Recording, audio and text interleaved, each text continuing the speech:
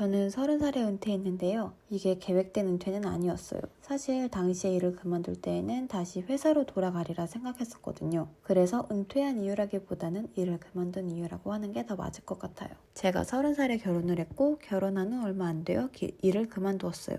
온전히 주부로 지내면서 남편에게 기대기 위해서는 아니고요. 일을 그만두고 나서 남편이랑 같이 세계여행을 다녀왔거든요. 30살에 결혼을 하면서 신혼여행으로 유럽, 중남미, 아시아, 중동으로 다녀왔어요. 저는 20대에 이루고 싶은 꿈이 3가지가 있었는데요.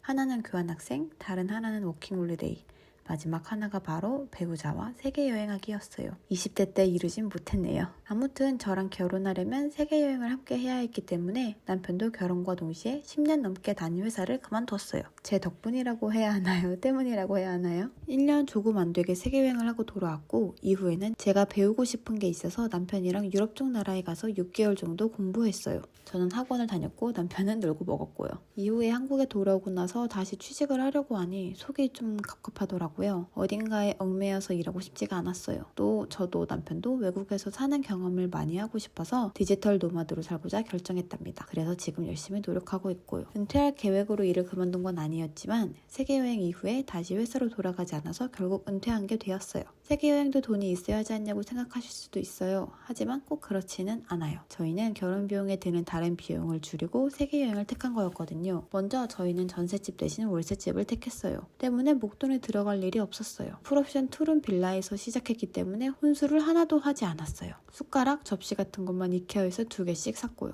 또 신혼여행도 하와이나 몰디브, 칸쿤 이런 데로 가려고 알아봤었는데 한 2~3천만 원 정도 들더라고요. 그 돈으로 차라리 여러 도시, 여러 나라를 돌아다니며 지내는 게 더 낫겠다고 생각을 했고 여행할 때는 주로 호스텔이나 민박집 같은 데서 지내면서 여행했어요. 여행하면서 밥도 많이 해먹었고요. 다시 돌아와서 모아둔 돈이 전혀 없었다면 저도 복직을 했을 것 같아요. 그렇다면 여전히 회사를 다니면서 살고 있었겠죠? 모아둔 돈이 어느 정도 있었기 때문에 새로운 도전을 해볼 기회가 있었던 건 맞는 것 같아요. 20대 때부터 여러 가지 알바를 하면서 돈을 열심히 모아두었던 제 자신을 칭찬해주고 싶네요. 은퇴한 이후의 삶은 어떨까요? 세계여행을 하고 나서 한국에 돌아와서부터는 전혀 새로운 일을 하기 시작했어요. 유럽 쪽에서 유학하면서 배운 것들을 스마트 스토어에 접목해 물건을 팔기 시작했어요. 자세하게 얘기하면 스토어를 금방 알아냈을 수 있을 것 같아서 이 정도로만 얘기할게요. 스마트 스토어를 하게 된 계기는 당시 스마트 스토어가 엄청난 인기를 끌고 있었고 제가 잘할 수 있을 것 같았거든요. 그렇게 마케팅도 모르고 물건 판매해본 적이 한 번도 없는 저랑 제 남편은 스마트 스토어에 매진했어요. 마케팅 관련 강의를 듣고 주원규 PD님의 신사임당 채널을 매일같이 돌려보고요. 또 정다르크님의 유료 문서도 결제해서 봤어요.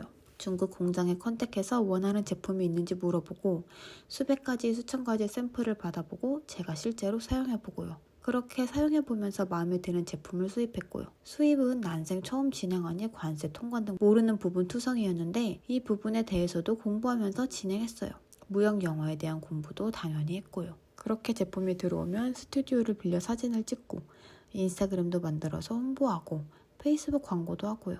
또 경쟁업체에서는 어떤 제품을 파는지 가격은 어떤지 등 조사하고요. 잘 나가는 스마트 스토어는 어떻게 상세 페이지를 만드는지도 살펴보고 따라해 보기도 했어요. 수입이 생기기 시작하고 나서부터는 마진을 어떻게 해야 더 많이 남길 수 있는지, 어떤 택배 업체를 계약을 할 것인지, 사무실은 어디다가 둘 건지 포장 박스도 주문하고 직접 택배도 싸면서 첫째 임신 기간을 보냈어요. 이렇게 스마트 스토어 하나만으로도 정말 많은 것들을 배울 수 있었어요. 현재는 스마트 스토어를 정리하려고 하지만 스마트 스토어를 운영하면서 배운 것들은 정말 값지고 귀한 경험이라고 생각해요. 그 이후로 도매국 등을 통한 유탁 판매, 그리고 건강식품 판매 등 부업을 할 수 있는 다양한 것들을 시도해봤어요.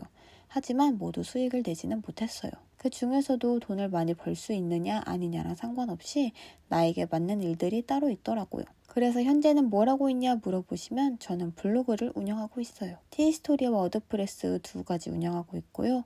아직 많은 수익이 나고 있는 것은 아니지만 점차 수익이 늘어나 월급보다 더 많은 수익이 될 거라고 믿어요. 제 목표는 내가 만들고 싶은 컨텐츠를 만들면서 해외에서 생활하는 거예요. 여행이 될 수도 있고요. 아니면은 그냥 삶 자체가 될 수도 있고요. 그렇게 하기 위해서 정말 많은 노력을 하고 있답니다. 현재 저는 5개의 블로그를 운영하고 있고 블로그와 함께 쿠팡 파트너스도 하고 있어요. 아직은 수익의 파이프라인이 블로그와 쿠팡 파트너스밖에 없지만 앞으로는 더 많은 수익 파이프라인을 만들려고 해요.